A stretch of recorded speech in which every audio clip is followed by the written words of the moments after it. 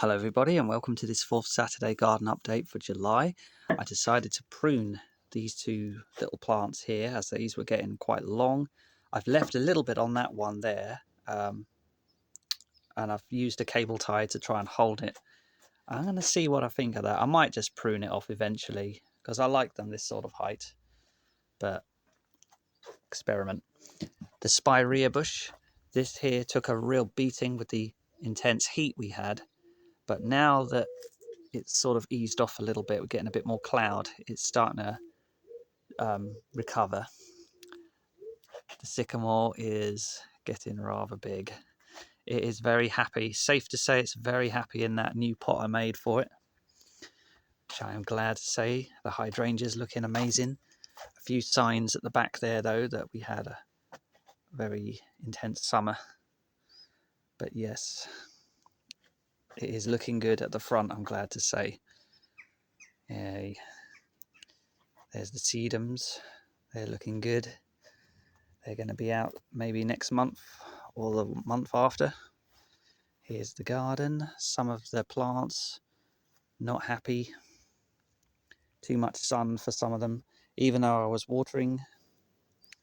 Yes, even these have gone brown, which doesn't normally happen. I don't think that's ever happened in my previous July videos.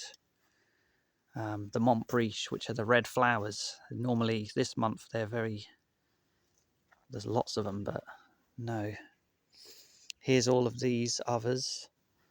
There's the air layering I did last year of this field maple. That is doing very well. I've repotted it. Might be in the last update, in the June update. All the aces behind looking good. There's the other one. This one's happy about being repotted because there's a cluster of new leaves on the way. Yes, it's been a good first year for them.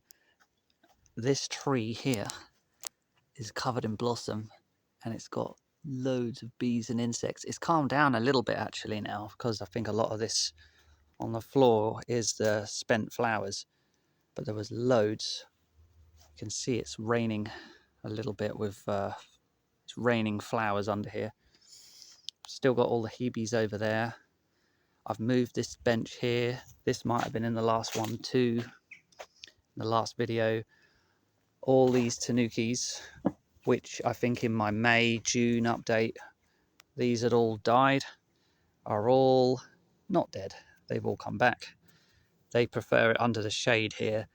I have about half of them were still alive and they've recovered, and the other half I just took some of my buddleias that I had over there in the dark and I've started again, which is fine. It doesn't take very long for them to recover. Over here, the runner beans, I have cleared away some of this area here so that I can work with them easily. There's a few beans on here. I've fed this a lot of comfrey water or comfrey tea, and it is doing very well. This is my compost area, which I've been keeping and maintaining.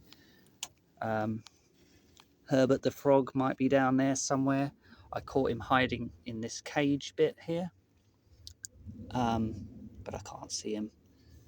No, he's happy. He's got a new home that I put in for him. I'm thinking of making another frog pond out of this plant pot here because there's a lot of slugs over in this corner here buried away, and I heard that frogs like to eat slugs as part of their one of their 5 a day, and they can munch as many as they like. The more the better. And here's all the plants. You've got all these hostas. These are starting to grow and produce multiples, so I'll be able to separate them eventually. And there's in there the sedums and some more peppers, and these are the epiphyllum cuttings that I took. They're doing really well. They're they're very slow to start with, but then when they get going, they start their roots really get going. This is the one that I did in my demonstration, my epiphyllum demonstration video. Down here, there's some cuttings. Sometimes they don't take or succeed. Sometimes they do. This buddleia, I've just noticed, looks like it is happy and it's sending out side branches. And same with these others. Those two at the back are acer plants that my work let me take. These looked dead, but when you cut them back like this, they indeed start growing new side branches and buds and shoots, and it looks like they are going to come back, which I'm very pleased about. It just takes a lot of time to get them to come back like this. But yes, when I grew my acer cutting, which I took from scratch, limey I called it, or my mum called it, a few years ago now, that it needed to be pruned back, but I didn't know that pruning it back would have done that. I just thought that I'd have to leave it alone, put it somewhere in the shade, and that will help. But nope, it died because in the end I disturbed the root system because I thought I should put it in a smaller pot. But that was the wrong thing to do. Just needed to trim it and I would have been fine. Never mind. Learned now. I put these here because I'm going to use this space eventually for growing some more lettuce. This year, the pepper plants are doing really well. There's flowers. I've got about 60 or so, 65 of these peppers altogether. There are some fruits growing on them, but they're all longer shaped fruits like this, which I think is the Ramiro genes. And a lot of the fruits on all of them, see this one here again, you've got the bell pepper, which are round like an apple, and you've got Ramiros, which are more banana, and you've got chili jalapeno as well, which are just smaller and hotter. And I think this one in here is a little bit more chili jalapeno, so that might be a good one to save the seeds from. And yeah, not much at the moment because they're all a bit small. It's all a bit young. Next month, I think that'll be more interesting. Got some more tanuki plants here on this little bench. Also got some more buddleias here. Quick look in the aviary. I've moved all of these plants. I think on here I had not brambles like what's everywhere else. Got some blackberries. I had raspberries. They all died though, but I decided I wasn't gonna go there with them anyway. I'm more interested in growing lettuce, and that is what I started here in this pot with the cling film for airflow. Got loads of lettuce, and these are just some comfrey, which is the fertilizer I use for them. Inside here there's nothing much. Sadly, this has died from the heat. That's unfortunate. Never mind. Here's all the peppers from the inside. I will just keep an eye on all this lot, keep them fed and happy. Back in the greenhouse, before I forget, I'm going to try and grow some plants inside these bricks with the holes in that are underneath the desk.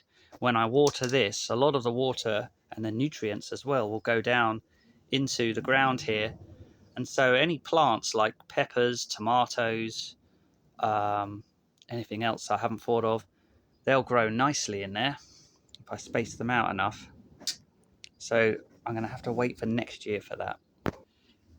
The buddleias that were inside the greenhouse, I've moved those out here because I think that natural sunlight on these plants will help them, as well as, not to mention, the rain and any more watering that I do help bring them out, because they just don't look as happy as when they were first putting out these leaves.